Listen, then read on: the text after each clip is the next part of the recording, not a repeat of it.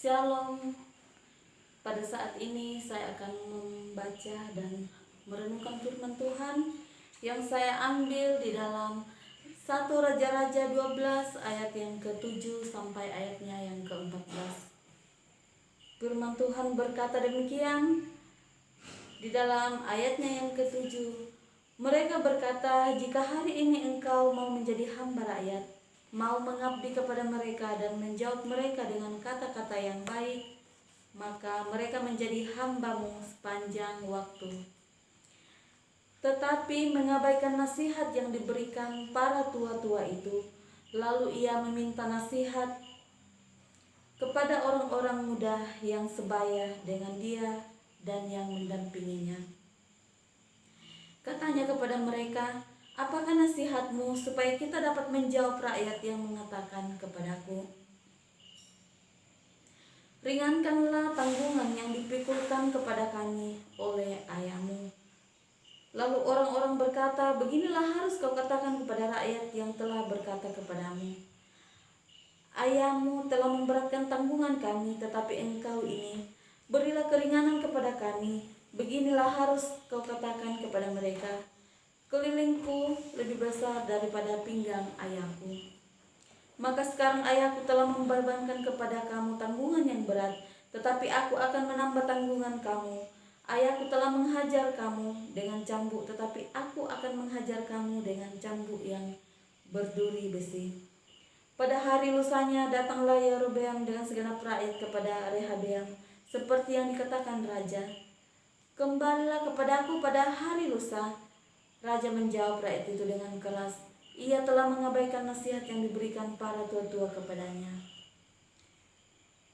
Ia mengatakan kepada mereka menurut nasihat orang-orang muda, ayahku telah memberatkan tanggungan kamu, tetapi aku akan menambah tanggunganmu itu.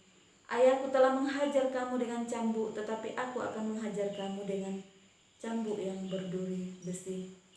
Puji Tuhan, firman Tuhan yang boleh datang dalam kehidupan kita, kehidupan saya, bahkan kehidupan kita semua yang ada, yang saya ambil dalam 1 Raja-Raja 12 ayat yang ke-7 sampai yang ke-24, yang saya beri perikop dengan judul Jangan Khawatir. Di dalam kehidupan kita, kekhawatiran terkadang sering melanda kehidupan kita, tetapi kita harus tahu juga bahwa Tuhan tidak pernah memberikan senantiasa kekhawatiran di dalam kehidupan kita jika kita tidak mampu melalui. Tuhan tahu segala kemampuan kita, Tuhan tahu di mana batas kemampuan kita. Maka dari itu saudara yang kasih dalam Tuhan, di dalam tujuan pembacaan firman Tuhan yang boleh saya bacakan pada saat ini, yaitu baiklah kita senantiasa anak-anak Tuhan hidup bersyukur dan menjadi berkat karena diberkati oleh Allah. Dalam kehidupan sehari-hari, tentu kita pernah merasakan berkat Tuhan. Namun, pernahkah kita merasa mendorong untuk saling berbagi dengan orang lain seperti janda di Sarfat? Kita seringkali dipakai Tuhan untuk menjadi alatnya untuk memberkati orang lain. Memberi tidaklah selamanya harus materi. Kadang lewat hal-hal kecil seperti memberi perhatian atau memberi bantuan tenaga. Marilah kita membiasakan diri kita untuk berbagi dan membiarkan diri kita menjadi alat Tuhan untuk memberkati sekeliling kita. Memberi tidak membuat kita menjadi kekurangan. Justru sebaliknya, Allah akan menggenapi janjinya atas kita.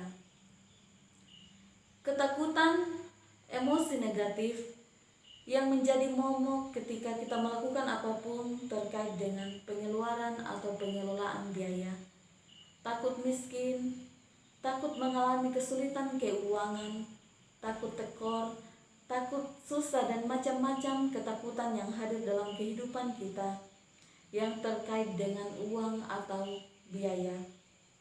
Pelit, kikir, dan langkah penghematan berlebihan diukur dari standar normal adalah langkah seseorang untuk mengatasi ketakutan ini. Ketakutan atas hal-hal yang belum tentu atau belum pasti terjadi ini sering dilakukan sebagai tindakan antisipasi yang berlebihan. Ketakutan ini menggusur kedamaian dalam hati, selalu merasakan adanya ancaman atau bahaya, kemiskinan, kesulitan, bahkan harga diri, dan pelecehan sosial akibat keterpurukan finansial.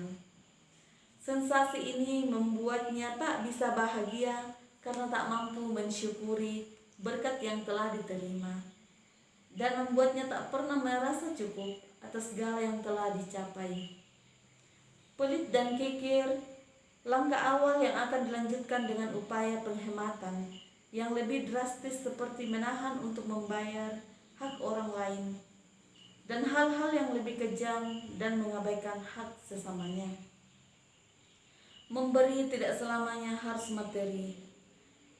Kadang lewat hal-hal kecil seperti memberi perhatian atau bantuan tenaga, itulah yang senantiasa harus kita lakukan di dalam kehidupan kita sebagai anak-anak Tuhan. Dalam nats ini, kita akan belajar tentang berbagi dari seorang nabi Allah bernama Elia. Ia adalah seorang nabi yang menyampaikan pesan-pesan Allah dengan berjalan ke banyak daerah di Israel. Ia tidak memiliki ladang atau sebuah pekerjaan untuk menafkahi dirinya sendiri. Ketika ia tinggal di tepi sungai Kerit untuk bersembunyi dari kerajaan Raja Ahab yang jahat. Ketika ia tinggal di dalam kehidupan yang sangat pelik, dia senantiasa percaya dan bersandar kepada Tuhan. Tuhan memelihara melalui perantaraan sungai Kerit yang menjadi air minum, dan burung-burung gagak yang membawa roti dan daging pada waktu pagi dan petang. Nats ini menceritakan tentang Elia yang diperintahkan Tuhan menuju sebuah kota wilayah Sidon bernama Sarfat. Tuhan memelihara hidupnya melalui janda yang tinggal di sana.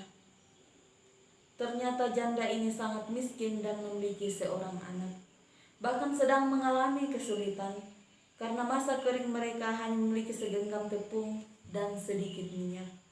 Elia meyakinkan janda ini dengan sebuah janji Allah bahwa tepung dan minyak janda ini tidak akan habis sampai pada hujan turun.